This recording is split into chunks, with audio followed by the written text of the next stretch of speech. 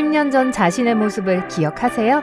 주변의 세상은 지금과 많이 달랐을 거예요. 그렇죠? 당연해요. 21세기는 급속한 기술 진보의 시대고 우리는 놀라운 속도로 진보하고 있어요. 2030년이 되면 우리 세상은 어떤 모습이 될 거라고 생각하세요? 앞으로 10년도 채 안 남았지만 여러 가지 상황을 고려해 볼 때 정말 흥미로운 시간이 될 거예요. 한번 살펴볼까요? 태양 전지파는 에너지 생산량에서 화석 연료를 능가할 거고 지구에서 가장 큰 에너지원이 될 거예요. 톰슨 로이터의 연구원들은 새롭고 현대화된 재료 덕분에 이런 일이 가능해질 거라고 확신합니다. 덕분에 태양 전지파는 훨씬 더 많은 햇빛을 흡수할 수 있을 거예요. 심지어 구름이 끼었을 때도요. 증강현실과 가상현실이 대세를 이룰 거예요. 오늘날에는 꽤 새롭고 원시적인 기술이지만 앞으로 10년 후에는 모든 사람들이 일상생활에서 사용하는 것이 될 겁니다.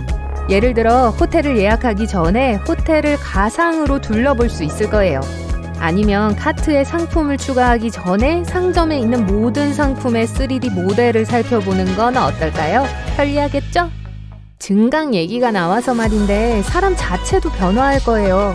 종이나 플라스틱 신분증 대신 마이크로칩을 피부에 내장하고 진짜 팔과 다리의 모든 기능을 가진 생체공학 사지나 내부 장기의 기능을 향상하는 임플란트를 갖는 걸 상상해보세요. 2030년까지 이 모든 것과 더 많은 것들이 대중들에게 이용 가능하게 될 거고 그 후로는 더 싸고 더 인기 있게 될 거예요. 교통체증 문제는 완전히 혹은 거의 해결될 겁니다. 무인 자동차와 심지어 하늘을 나는 자동차에 대한 수요가 증가함에 따라 인적 요인은 극적으로 감소할 거예요. 그리고 이것이 교통체증이 존재하는 주된 이유이기 때문에 대도시들은 마침내 비교적 자유로운 도로를 즐길 수 있을 거고 우리 모두는 제 시간에 일을 끝낼 수 있을 거예요. 너무 기대돼요. 그런데 2030년이 되면 휘발유 연료는 희미한 기억 속으로 사라질 거예요. 전기자동차와 수소자동차가 가솔린 자동차를 시장에서 점점 밀어낼 겁니다. 또한 태양열 자동차가 등장할 거고 점차 다른 모든 자동차들을 대체하게 될 거예요. 상상해보세요. 원하는 곳으로 가기 전에 햇빛과 충전 시간만 필요한 자동차예요. 외진 곳에서 연료가 떨어질 걱정을 하지 않아도 돼요. 사물간 인터넷, IoT는 어디에나 존재할 거예요. 스마트 홈, 스마트 오피스, 전체 스마트 빌딩. 문자 그대로 모든 것이 내부 네트워크로 분리되어 있을 뿐 서로 다 연결되어 있어요. 혼자 살지만 퇴근하면 따뜻한 저녁 식사와 깨끗한 집이 기다리고 있는 게 현실이 될 거예요. 스마트폰이나 태블릿 화면에서 손가락만 몇 번 움직이면 모든 작업이 자동으로 수행됩니다. 인터넷은 진정으로 세계화가 될 거예요. 오늘날 전 세계에서 오직 30억 명의 사람들만이 웹에 지속적으로 접근할 수 있는 반면 나머지 50억 명의 사람들은 접근이 제한적이거나 아예 없어요. 구글, 페이스북, 스페이스X와 같은 몇몇 대기업들은 이미 초당 1메가비트 이상의 속도로 지구상의 모든 사람에게 인터넷을 선사할 프로젝트를 함께 진행하고 있습니다. 2030년까지 확실히 시행될 거예요. 인공지능은 큰 도약을 할 겁니다. 약 10년 후 인공지능은 간단한 질문에 대답하고 명령을 따를 수 있을 뿐만 아니라 더 깊고 탐구적이 될 거예요. 아마도 오늘날의 시리가 아니라 토니 스타크의 자비스처럼 여러분과 대화를 나눌 수 있을 거예요. 간단히 말해서 인공지능은 모든 사람의 궁극적인 조력자가 될 거예요. 의학계도 제자리에 머물지 않을 거예요. 지금도 이 중요한 분야에서 점점 더 많은 발전이 이루어지고 있고 10년 안에 의사들은 우리가 현재 직면하고 있는 가장 중요한 문제들에 대한 해결책을 찾을 거예요. 암과 에이즈, 당뇨병, 알츠하이머, 그리고 이미 오랫동안 인간을 괴롭혀온 많은 다른 질병들에 대한 치료법을 포함해서요.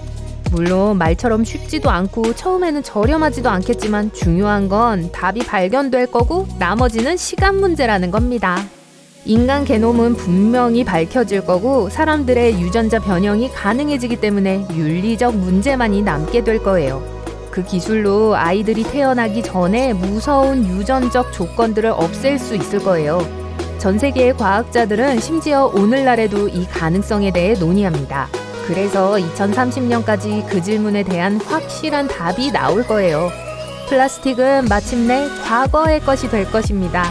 앞서 말씀드린 톰슨 로이터의 보고서에 따르면 셀룰로스 기반의 생분해성 소재가 모든 용도의 플라스틱 포장을 대체할 것이라고 해요.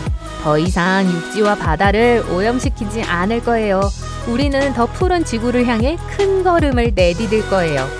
그 새로운 물질은 플라스틱과 유사해서 우리는 그 차이를 알아차리지도 못할 거예요. 여기 여러분을 위한 약간의 공상과학이 있어요. 공간이동과 시간여행은 더 이상 신화가 아닐 거예요. 과학자들은 최근에 양자 원거리 이동이 가능하다는 걸 발견했고, 다른 과학자들은 입자들이 이전 상태로 되돌아가는 실험을 하여 시간여행을 하는 것처럼 보이게 했습니다. 연구원들은 양자 실험이 물질 세계에서 이런 것들이 실제로 반복될 수 있다는 걸 증명하는 것은 아니라고 강조합니다. 물론 앞으로 10년 안에 과거로 가거나 세계 다른 곳으로 공간이동을 할 수는 없을 거예요. 하지만 어쨌든 컨셉 자체는 더 현실적이 될 거예요. 유전자 조작이 일상화되면서 변형된 농작물이 실내에서 자랄 것입니다. 식물의 DNA에 대한 변화는 식물을 더 강하게 만들고 실패하는 경향이 덜 하도록 만드는 동시에 수확량을 증가시킬 거예요. 유전자 변형 농산물이 논란의 대상이 되던 시대는 이미 과거의 일이 될 거고, 모든 사람들은 말 그대로 그 진보를 맛볼 수 있을 겁니다. 로봇이 시장에서 가장 하찮은 일을 맡게 되어 인간은 더 많은 지적인 일에 관심을 돌리고, 열성적인 학습자들은 새로운 기회를 맞이하게 될 거예요. 로봇이 할 수 있는 모든 일은 더 이상 인간의 도움을 필요로 하지 않아요. 하지만 어떤 분야에서는 이 로봇 노동자들이 완전히 자율적이지는 않을 겁니다. 사람들에 의해 직접 조작되거나 필요한 일을 하도록 프로그래밍 되어야 해요. 그러면 새로운 일자리가 생길 거고, 따라서 로봇이 인간의 일자리를 빼앗아 실업률을 증가시킬 걱정을 할 필요가 없어요. 학습 얘기가 나와서 말인데, 새로운 기술을 습득하는 건 10년 후가 오늘날보다 훨씬 더 쉬울 거예요. 앞서 말씀드린 AR과 VR의 발달로 아무리 실용적인 기술이라도 선생님과 함께 교실에 있을 필요가 없을 거예요. 자동차 운전하는 법을 배우고 싶나요? 집에서 편하게 시뮬레이터를 사용하세요.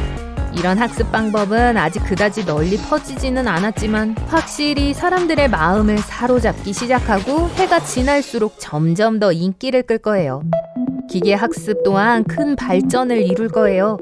거의 완벽한 전자 번역기, 운전 스타일에 적응하는 내비게이션 시스템, 그리고 다른 장치와 소프트웨어가 우리의 일상생활을 훨씬 더 쉽게 만들어줄 겁니다.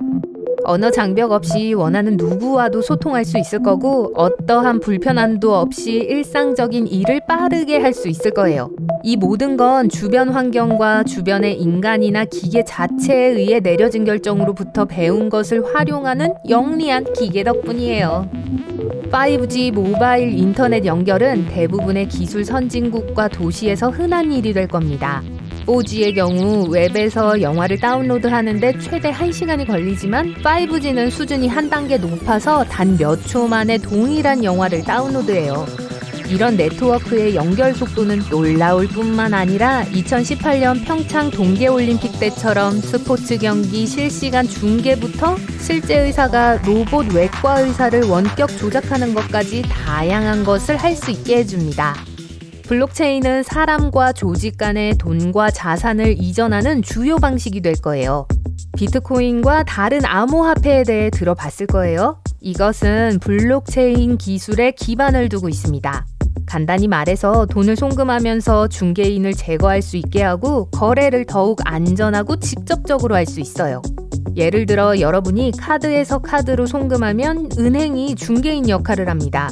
은행은 여러분의 모든 거래를 추적하고, 여러분이 의심스러운 행동을 한다고 판단하면 계좌를 차단해요. 블록체인은 여러분 외에는 아무도 그걸 알지 못해요. 돈이 항상 여러분의 손에 있다는 걸 알 수 있어요. 다 쓸 때까지요. 마지막으로 오락거리는 우주 관광의 인기 증가로 인해 훨씬 더 다양해질 거예요. 리차드 브랜슨이나 일론 머스크와 같은 기업가들은 이제 겨우 첫 우주여행을 시작하고 있고, 가장 부유한 사람들만이 즐길 수 있어요. 하지만 2030년이 되면 전체 과정이 더 쉽게 수행될 것이기 때문에 비용은 서서히 줄어들기 시작할 거예요. 누구나 직접 별을 보러 갈 수 있지는 않을 거예요. 여전히 상당히 비쌀 거예요. 하지만 그건 그저 시작이죠. 누가 알겠어요. 10년 후에는 오늘날 비행기를 타듯이 로켓을 타고 궤도를 여행할지도 모르죠.